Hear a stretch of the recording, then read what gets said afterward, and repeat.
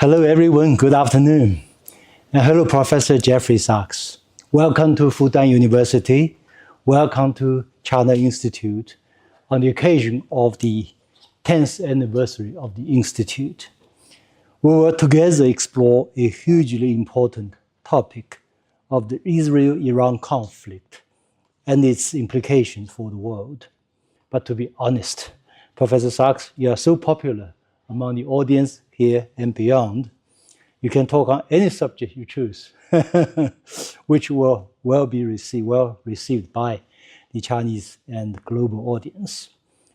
It's known to all that Professor Jeffrey Sachs is a well-known economist, a geopolitical analyst, a professor at Columbia University, and president of UN Sustainable Development Solution Network. The list goes on.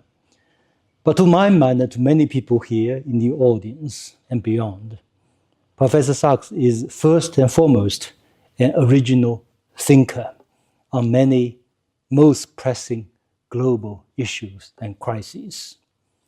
He's also an intellectual fighter with unwavering courage against injustice and evils wherever they emerge.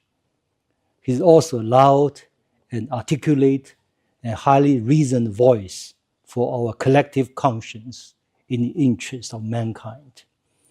So with this kind of deep appreciation and respect, Jeff, the floor is yours.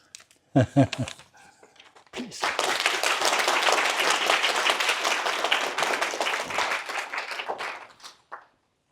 Thank you so much for that very kind welcome and also for this wonderful invitation. And thanks to all of you for the chance to spend a couple of hours together to talk about the world situation. Indeed, while the title is about Israel and Iran and therefore the Middle East crisis, I'd like to be a little bit more general than that and to talk about geopolitics more generally. Geopolitics, the relations among especially the major powers, the United States, China, Russia, India, Europe, are at a very difficult and fraught time. And we're in a crisis that is very serious. It's a crisis because we're living in the nuclear age. There are 9 countries that we know of that have nuclear weapons. Maybe some others also do, but 9 that we know of. Most of those 9 are in conflict with at least one other country that has nuclear weapons in geopolitical or diplomatic terms, and in the case of the United States and Russia, in open conflict in Ukraine, because that's actually a war between the US and Russia, and a very dangerous war. So my view is that we need to understand the global scene well so that we avoid terrible, terrible mishaps. And I often refer to the Doomsday clock of the Bulletin of Atomic Scientists. This is a US publication that was started in 1947 after the atomic bombing of Hiroshima and Nagasaki. And it was started by the atomic scientists who had their journal, and they wanted to tell the world this is very dangerous indeed. And the risks of this new age of nuclear weapons is unprecedented because the power of destruction is something unlike any time before. So they started this clock, and the clock puts the hands of the clock closer or farther from midnight. And when the clock was started, it was 7 minutes from midnight. And the message to the world was, we are close to destruction because of these new weapons. And that was in 1947 when the US alone had the atomic bomb. But then, of course, in 1949, that monopoly was broken by the Soviet Union, which developed its atomic bomb. and then in the 1950s and 1960s by Britain, France, China, and then we know Israel sometime in the 1960s, though never announced exactly, and then India, Pakistan, North Korea. And the clock has gone back and forth depending on geopolitics. It went away from midnight at the end of the Cold War in 1991. The Soviet Union ended. It seemed that there was no more threat, no more Cold War. The US and China were on good relations. The Soviet Union under Gorbachev and then Russia under President Yeltsin said, we just want good relations. We want to rebuild. We want decent relations. So the scientists put the hand of the doomsday clock 17 minutes from midnight. Every US presidency since then has experienced the clock coming closer to midnight. I don't think that's an accident. I think that is the mistake of American foreign policy, which, though the United States is the most secure country in world history in being able to avoid an invasion from outside, because we're not afraid of Canada. We're not afraid of being invaded by Mexico, though there once was a war with Mexico in 1846, but they lost. So this is not a big threat. And we have two big oceans. So the US should be very calm. And the only threat that the US faces to its security at all is the possibility of a nuclear war, which should not be hard to avoid. You just have to be cooperative with other nuclear powers. But as I said, from 17 minutes to midnight, Bill Clinton came, it moved closer. George W. Bush Jr. came, it moved closer to midnight. Barack Obama moved closer to midnight. Trump won, moved closer to midnight. Biden, closer to midnight. Now it's 89 seconds to midnight.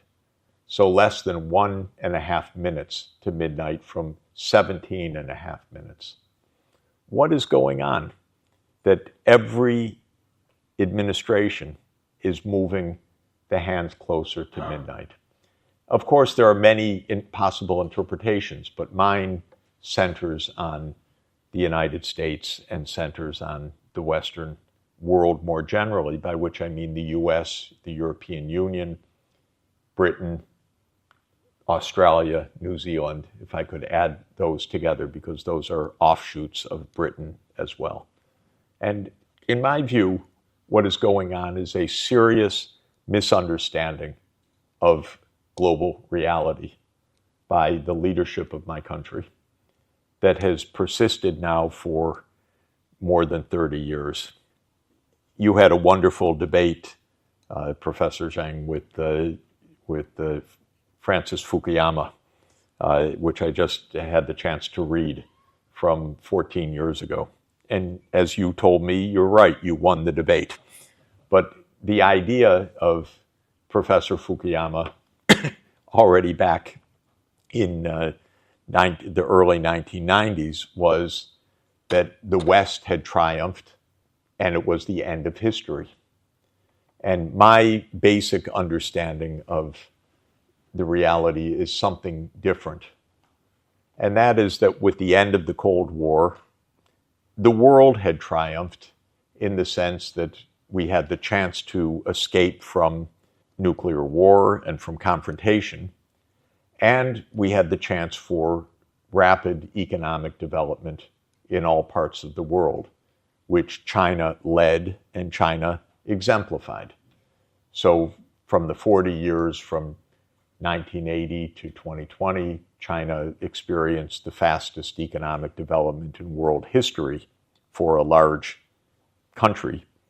And it showed what's possible in our world today because of technology, education, infrastructure, how big an advance can be made. And I watched this, by the way, with my own eyes personally, because my first visit to China was 1981.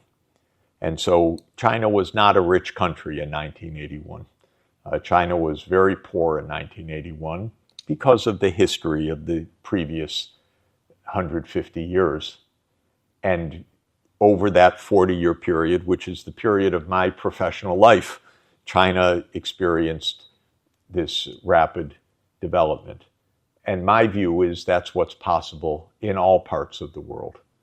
So while I completely hail China's accomplishment and know that it draws on deep roots of China's history and civilization, I do believe it's something that all regions of the world can accomplish.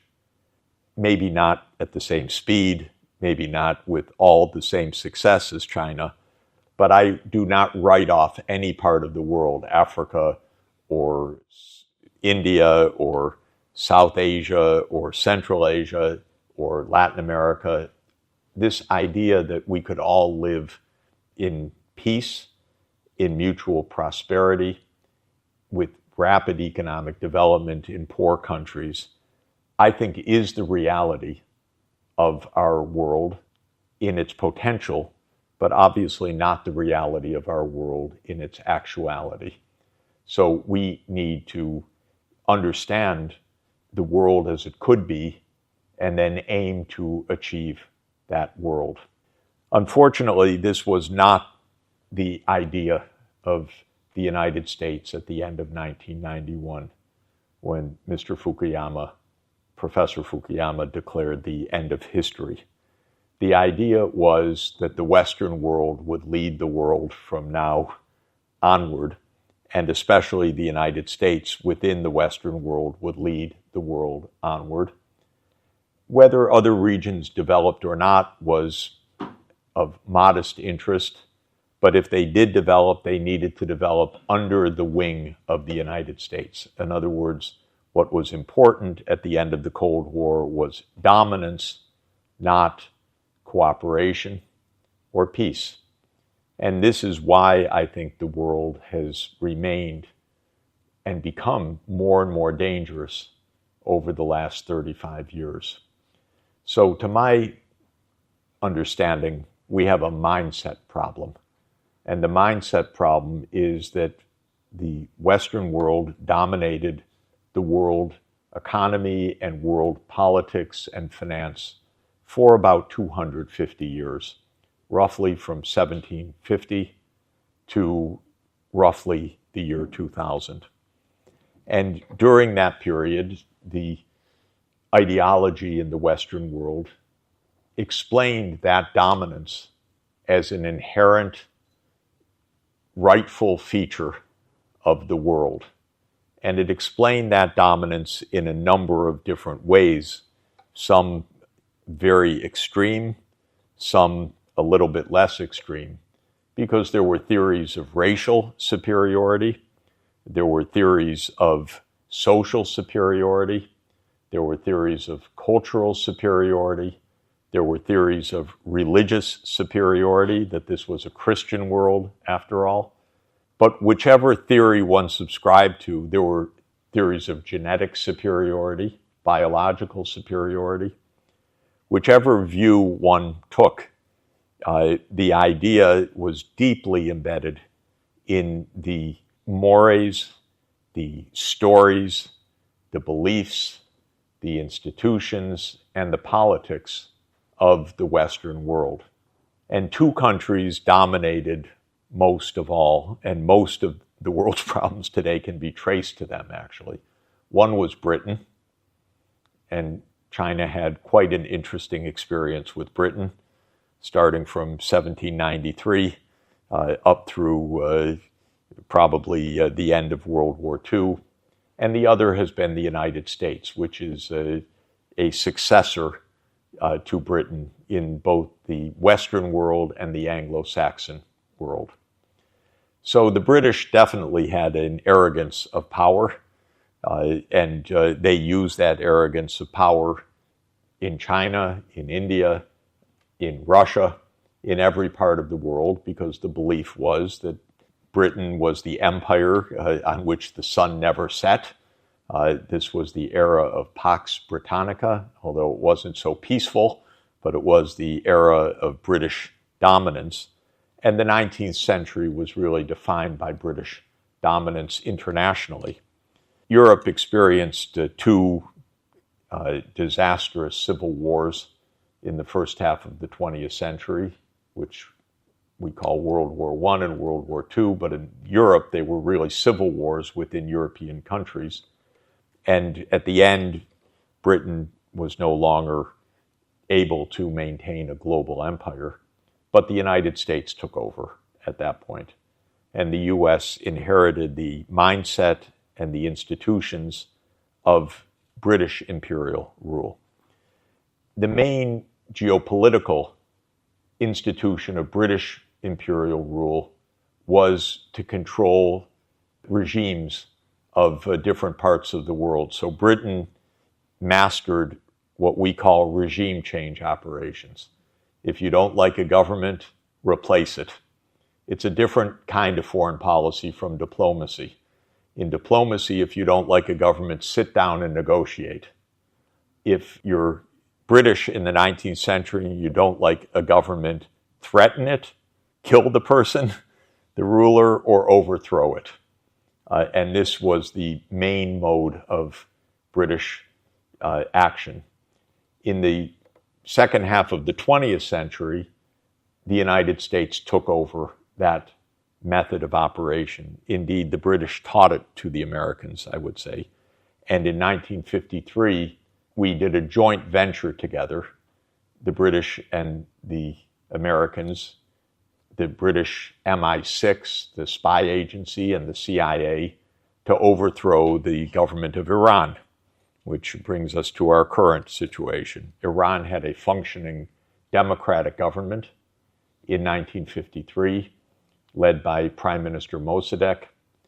He had a very radical idea. Mossadegh's idea in 1953 was that the oil that was under the ground actually belonged to the Iranians, where the British knew that it belonged to the British. So when the Iranian prime minister, democratically elected, said, "This is our oil, it's under our ground," the British government knew that it had to overthrow him. And it connected with the U.S. government, and they made a secret operation to overthrow Mossadegh and to install the Shah of Iran, a Pahlavi dynasty, and to make a police state under U.S. control. If you add up all such regime change operations by the United States between 1945 and 1989, at the end of the Cold War, one scholar, Lindsay O'Rourke, in an excellent book in 2017 called Covert Regime Change, and she was a student of John Mearsheimer at the time, she counted 64 covert regime change operations by the United States, mostly CIA-led, and 6 overt regime change operations, meaning an open war to topple another government. So 70 regime change operations. This is a very distinct kind of statecraft. It is the opposite of diplomacy. You don't have to deal with the other side, you have to control it, or overthrow it, kill it, assassinate the leader, make a coup, fix an election, buy an election, create unrest to topple a regime. And this happened 64 times covertly. What does covert mean? Covert means that the U.S. denied its role, even though it was obvious to the people there. So when these events occur, they're not really covert in the sense of who did this. Everyone says the United States did it, but the United States said, we didn't have anything to do with it. That wasn't us, that was a local unrest. So I mention all of this because that kind of arrogant statecraft which is imperial mentality, was the US mentality from 1945 to 1991. It was justified to the American people as necessary because of the war against global communism. So that was the explanation that was given, and especially against the Soviet Union. And the United States accused the Soviet Union of wanting to take over the world, and it used that as an explanation to try to take over the world, every other place. And very importantly and interestingly, the United States rejected neutrality by any country and used the expression, if you are not with us, you are against us. So the US also actively opposed neutrality. This is also a very interesting, peculiar idea, because many countries said, we don't want to choose. We want to trade with the Soviet Union. We want to trade with the United States. We don't have a big army. We don't attack us, but we don't want bad relations with either side. And the US said, no, that's not good enough. You're either with us or you're against us. And very interestingly, for scholars here, and this is a room of scholars, if you read the Peloponnesian War by Thucydides, which has become famous again because of Graham Allison's book, in the dialogue called the Melian Dialogue, which is a dialogue between Athens and the leaders of Melos, a small island, the Melians said, we want to be friends with Athens and we want to be friends with Sparta. And the Athenian says, no, you can't. You are with us against them. And the Melians said, no, but we want to be just neutral, leave us alone. We like you, but we don't want to be part of your empire. We don't want to be part of their empire. And the Athenian says, no. If you do that, you will weaken our power in our realm. You will show to all of the allies of Athens that we're weak. So you must submit to us. Otherwise, we'll have to kill you. And actually, in history, apparently, in 416 BC, the Melos said, no, we will be neutral. And the Athenians invaded, and they killed all the Melian men, actually. Of course, what the Peloponnesian War really shows is that just 12 years later, Athens was defeated. So all that arrogance led to nothing but defeat. It even shows something more.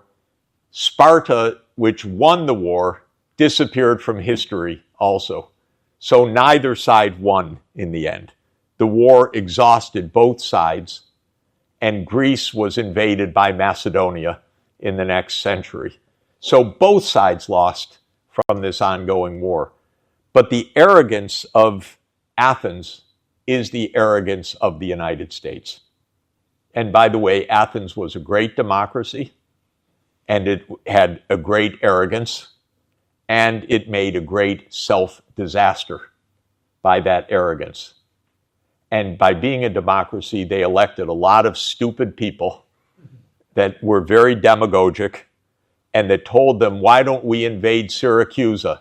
Why don't we continue the war? And they had no sense, and they were defeated in the end. So I began much of my work during this period from 1989 onward. I was already working in Latin America, but then came the end of the Cold War. And just to say, I was an advisor to President Gorbachev, not personally, but through his chief economist. And then I was personally an advisor to President Yeltsin. And I was personally an advisor to the president of Ukraine and to many of the other leaders. And I thought, well, this is wonderful. The Cold War is over. We're all now in a market economy worldwide. We can all share in prosperity. The poorer countries can grow faster and close the income gap with the richer countries. And the richer countries should help the poorer countries to catch up. And then we'll have a safe, prosperous world. And I also believed and believe today as an economist, there's enough to go around. Because another theory of economics, the Malthusian theory, is there's not enough for everybody. So the fighting is inevitable. There will always be those who lose in the end because there's not enough for everybody in the world. We could discuss that, but I reject that on economic grounds. In other words, not out of moral theory, but out of practical theory. We could have everybody living in a good life as long as they're using solar power, not if they're using fossil fuel. So as long as we make the right technological choices, then there's enough to go around in the world for everybody in the world. That's what I argued in the early 1990s. The United States, however, maintained and even intensified its imperial idea. Instead of viewing the end of the Cold War as the opportunity for a new world order that was balanced, fair, peaceful, the United States viewed the end of the Cold War as the opportunity for hegemony. And that's very explicit. This became the ideology of the so-called neoconservatives who dominated American politics from 1991 basically until today. And the neoconservative idea is the world can only be safe if the U.S. leads the world, because the U.S. is a power for good, and so the U.S. should set the rules. It should be the world policeman. It should determine what happens in each part of the world, and then things will be fine. This is a very arrogant position, of course. It's a very delusional idea, but it is really the idea that was espoused by government after government starting in 1991. And I witnessed it close up because my argument as an economist was that we should help Russia to get back on its feet. We should help Africa to achieve development. We should make sure that poverty is overcome everywhere. And none of those ideas was accepted in the American political leadership, even by my own colleagues who were in positions of power temporarily. They viewed such ideas as naive and as contrary to American interests. America's interest is to be number one, not to be cooperative in an open world in which there is shared prosperity. So the ideology was, in my view, made even worse by the end of the Cold War. It turned out, by the way, and it's relevant for China also, during the Cold War, all of the U.S. rhetoric was, we fight the Soviet Union because of world communism. That word, as you know, in the American scene is viewed as something completely shocking. When Russia became independent and declared we are in a market economy, post-communist, this is another age, it made no difference to American politics. This is quite interesting. In practice, Russia was still an enemy, even afterwards, because it wasn't really communism or ideology. It was simply big powers. And in this, John Mearsheimer is right about the American mentality, which is that the United States sees Russia as a threat, not because of any specific ideology, but because it is big. And the United States sees China as a threat, not because of anything that China does or is other than being big and successful. And therefore, China's only offense is that it threatens American dominance. And that, I think, is a succinct description of the viewpoint of the American leadership. Now, to come back to my view of economics, this is a terrible mistake, not only on a moral level, but on a practical level. The United States has 4% of the world population, 335 million people. How could 4% of the world dominate the world? It's not possible, except if all the rest of the world were to remain poor, unsuccessful, backward, and so forth. But there's not only no moral reason for that, there's no practical reason why that should be the case. So I long believed that poorer countries can grow faster and catch up. And China, of course, is the greatest success story in history of that. But China follows a basic pattern that Japan followed previously, that Hong Kong, Singapore followed previously, because catching up is possible if the leadership is good, if the planning is good, if the strategy is good. There's all this headroom for rapid economic growth possible, and China proved the case once again at a scale unprecedented in history.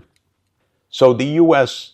viewpoint about dominance makes no sense, not only not morally and not practically in terms of security, because the world's not safe if the U.S. is rich and Russia is unstable with nuclear weapons. Why does that make the U.S. secure? That makes the U.S. more dangerous. But it's also wrong economically, because Russia will catch up. China will catch up. Africa will catch up. And the United States will find out that being 4% of the world population is just 4%. It's not enough to rule the world. The U.S. will have to learn to be cooperative, and will have to learn that statecraft is more than overthrowing governments. But, and here I will come to the point about current politics, the U.S. still does not understand this till today. And the wars that we see and the crises that we see are still crises of the old imperial mentality.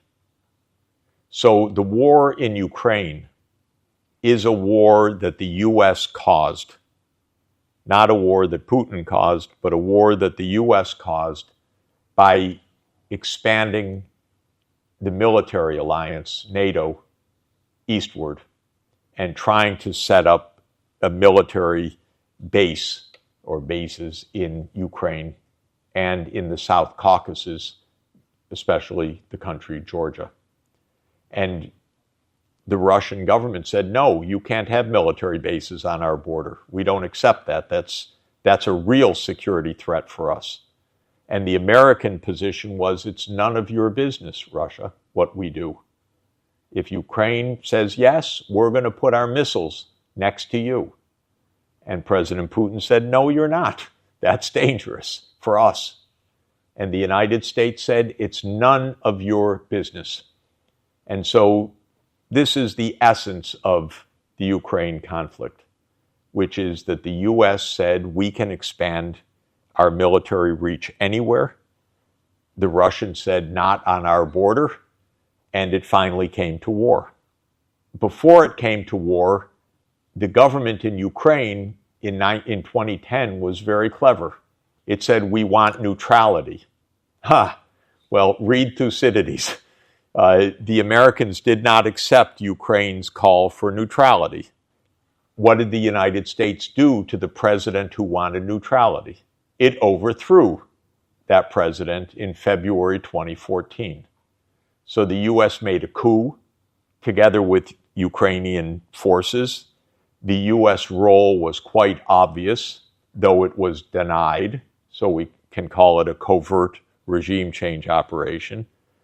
I happen to have been told by some of the participants just how much the U.S. played a role, and at a crucial moment, a phone call by the U.S. diplomat, Victoria Nuland, was intercepted by the Russians and posted online. And that call said the next government should be so-and-so, which was the next government, actually. So the U.S. chose the next government. And where is Victoria Nuland today? She is my colleague at Columbia University. So this is the route to success. Make a coup, and then you get to be a Columbia professor. So this is the Ukraine conflict. President Trump came into office saying, I want to stop this war because it's useless, and the Russians are winning on the battlefield. But interestingly, President Trump does not have the power or the logic to stop the war because he can't say publicly the obvious. He can't say to the American people, NATO will not expand.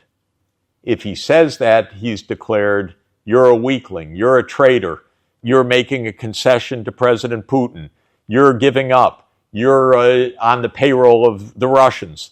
And so the imperial logic still prevails, even if the individual as president might want to do something different. Of course, none of us can figure out Donald Trump's mentality, not even Donald Trump. So we don't know what he really truly thinks, but what I know is that he seems to want to end the Ukraine war, but does not have the political strength and the individual leadership to end it because all around him is the military-industrial complex that says the U.S. can go where it wants. Then comes the Middle East conflict, second conflict. This is also an imperial conflict. It started, of course, as so many conflicts do, with the British. And the conflict with Ukraine, by the way, started with the British because in 1853, Britain went to war against Russia for exactly the same reason that the United States went to war against Russia in 2014. Britain said we need to weaken Russia in 1853. So the war in Ukraine is like the 19th century Crimean War, almost the same actors, but the United States wasn't involved in the first one, but Britain was involved in both of them. When it comes to the Middle East, this is also a crisis made by Britain, and it comes from World War I, as you know, when Ottoman Empire, which ruled the Middle East, was defeated by the Allied powers, the US, France, and Britain. And Britain was the dominant imperial power of the age, especially in the Middle East. It ruled over Egypt, it ruled over Aden, which is Yemen today, because this was the route to Britain's empire in India, the sea route. And so Britain was very careful to control the whole sea lane from the Mediterranean to India. And India was the crown jewel of the British Empire. So at the end of World War I, when the Turkish Empire was defeated, Britain aimed to control all of this territory. And it made many promises and many contradictory promises to other powers. Britain told the Arabs, you will control this region. Britain told the French, you will control this region. Britain told the Jews, you will control this region. And of course, Britain ultimately wanted to control the region. So this was typical British imperial deceit or duplicity. But one of the outcomes was the Balfour Declaration, in which Britain called for the establishment of a Jewish homeland in what was a province of the Ottoman Empire and which became known as Palestine after World War I, which was the ancient Roman name that was used for this territory also. So Britain took over Palestine under the League of Nations, and it said that this would be a Jewish homeland.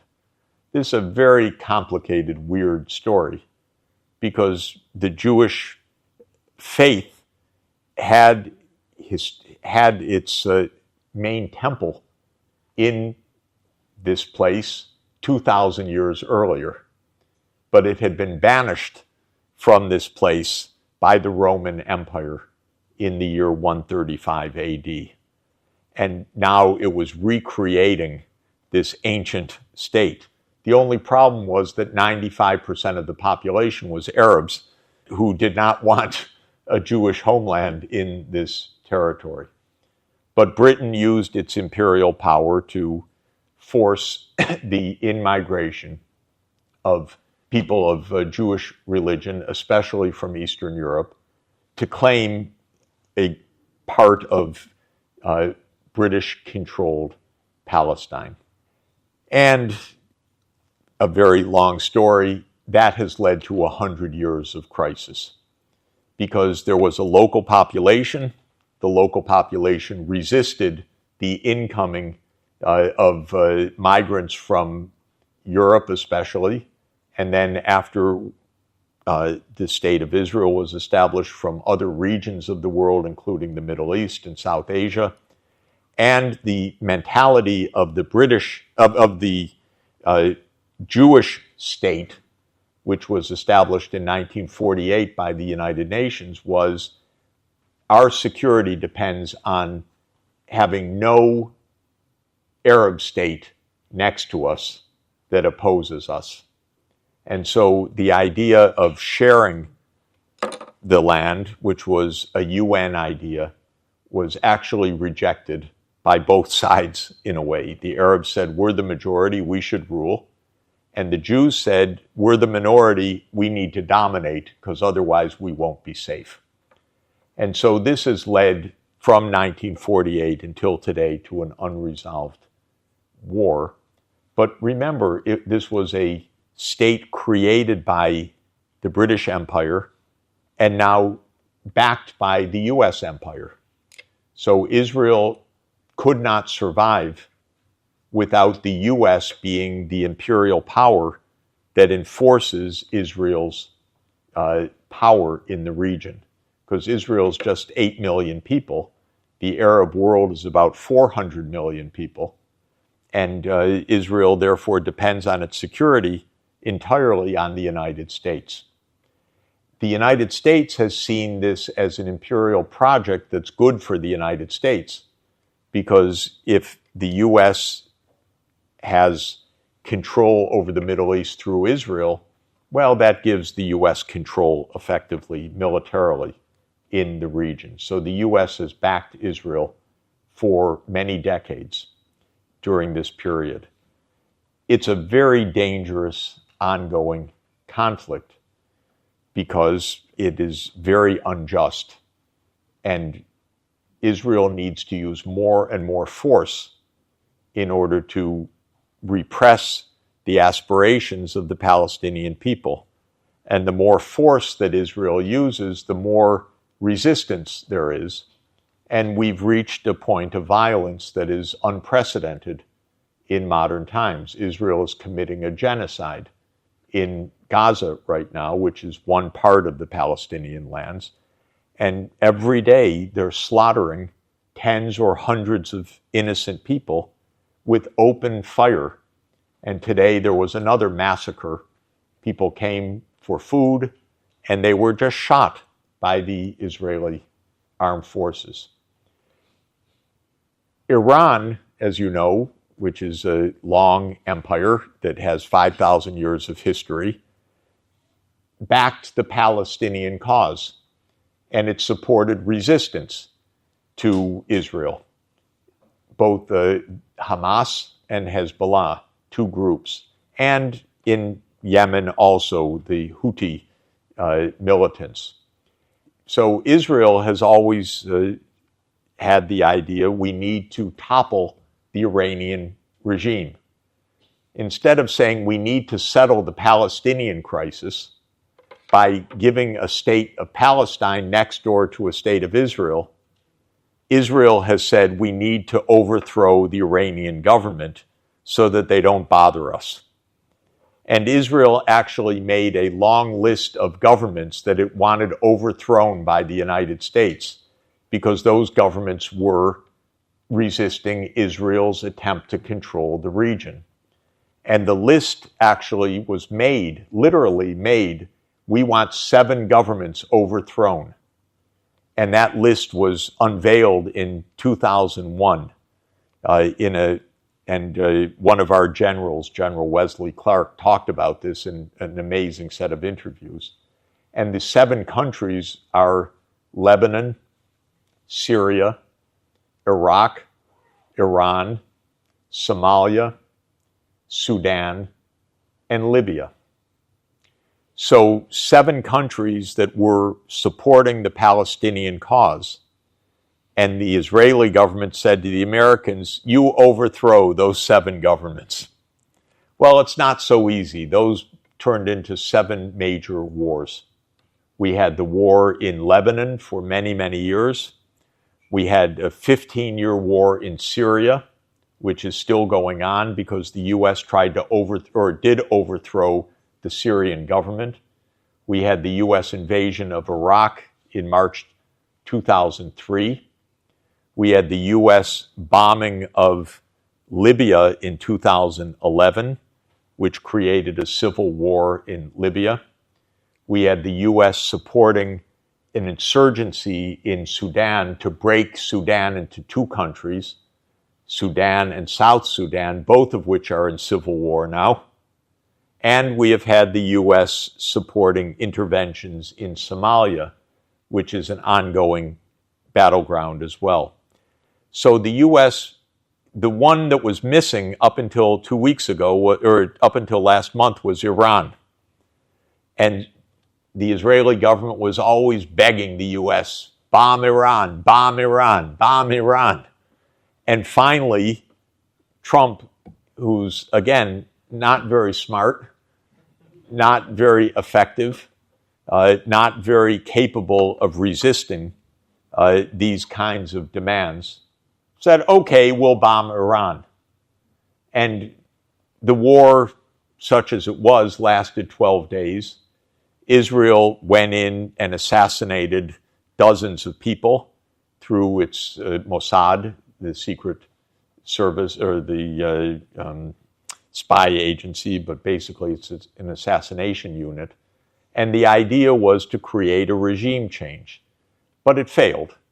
The government is intact, and the situation is more dangerous than ever because Iran is a country of 100 million people almost. It's a major country. It has big missile systems. It has a real military capacity, and it has an alliance with Russia. And it has friendship with other nuclear powers like Pakistan. So even if it doesn't have its own nuclear weapons, maybe Pakistan will give it nuclear weapons. Maybe Pakistan would defend Iran if there was a full-fledged war with Israel. So this is the second region where imperial mentality lasts until today. The U.S. is unwilling to compromise on the imperial prerogatives. So the final point that I want to raise and then close is the U.S.-China confrontation and how dangerous it is. As I said, the U.S. got along well with China from the 1970s to around 2010, in my estimation, because China was viewed by America as poor, lots of villages that grew rice. You could make our components for our products, make our smartphones, and so forth. But China wasn't a threat. And it was a good counterweight to the Soviet Union or to Russia. That was the attitude. Not too much more. So not too much attention given and not too much concern. And ideology played no concern, because during the Cultural Revolution period, which was not exactly American ideology, This is when the relationship was formed between Mao and Nixon. Then came the opening, and that was an opportunity for investment and trade. That's fine. But ideology played no special role. Starting around 2010, the American leaders that were watching this said, oh, China's getting awfully big and rather successful. And then I think two announcements by China really opened up American eyes. One was the Belt and Road Initiative, which was suddenly an economic, financial infrastructure initiative that had suddenly 100 partner countries, and the U.S. didn't have anything like that. And then the Made in China 2025 program, which was a really brilliant initiative of China to identify 10 major technology areas and set policies to make a major advance in these areas. And this is one of the most successful industrial policies I know of in history, the Made in China 2025, because it really worked. It really produced the EV revolution. It really produced the digital revolution here. It really produced the renewable energy revolution. So it was very successful, but it terrified the Americans suddenly. So starting around 2015, the whole view changed almost suddenly in the United States. The view went from economic partnership to the need to contain China, the need to do something to slow down China's economic advance. Okay, all of this is quite dumb in my view. You don't get ahead in this world by stopping someone else, and there's no reason to. You're not going to be better off. You're not going to be safe. It's just a lose-lose proposition if it's successful, and it probably wouldn't be successful in any event. It started under Obama, by the way. It didn't start with Trump. It started definitely under Obama. And the Trans-Pacific Partnership idea, which was the dumbest idea of trade policy that I know of, which was to make an Asian trade system without China. How can you do that? China's the main trade country for all of Asia, but the United States had the idea, we'll make an Asian trade system without China. This is only in America could you have such delusions. In any event, it started with Obama, it continued with Trump, and it also implicates Taiwan issue, of course. This is the most dangerous flashpoint of all, maybe the most dangerous in the whole world, because the American politicians, because of this mindset, do not know how to stay out of China's internal issues. And so rather than saying, that's not our problem, you settle this peacefully, but it's not our issue, the United States, of course, is providing large flows of armaments to Taiwan. And the American political leaders are talking openly about defending Taiwan and militarily defending Taiwan. If China said, we're going to militarily defend the state of Missouri, or we're going to militarily defend Texas, or we're going to militarily defend California, it would not play very well in the U.S. But the U.S., because of the imperial mentality, cannot put itself in China's position or doesn't care to, because the U.S. can determine what should be done. So just to conclude, I view this issue as extremely dangerous. And peace actually depends on the good sense of the Taiwanese leaders, which is fragile. Because if a Taiwanese president were to declare independence, all hell could break out. Because the United States would not necessarily have any responsibility.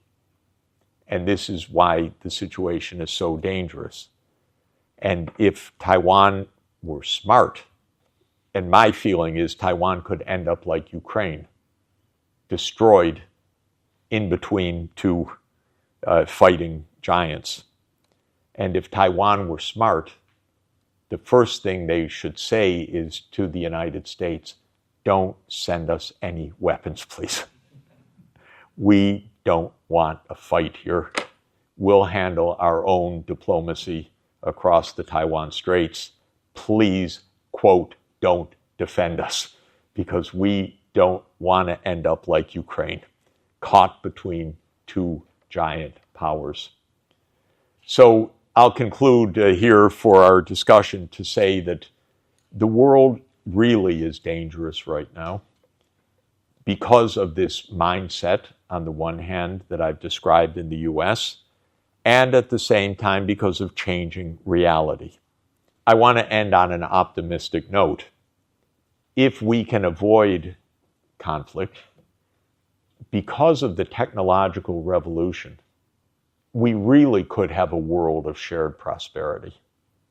And other regions of the world that seem hopeless right now, like African countries, could really have 40 years of economic development if they would follow China's roadmap for how to do this. And they would end up as a high-income continent alongside the rest of the world. So I'm actually basically optimistic. Worried, but optimistic. Thank you.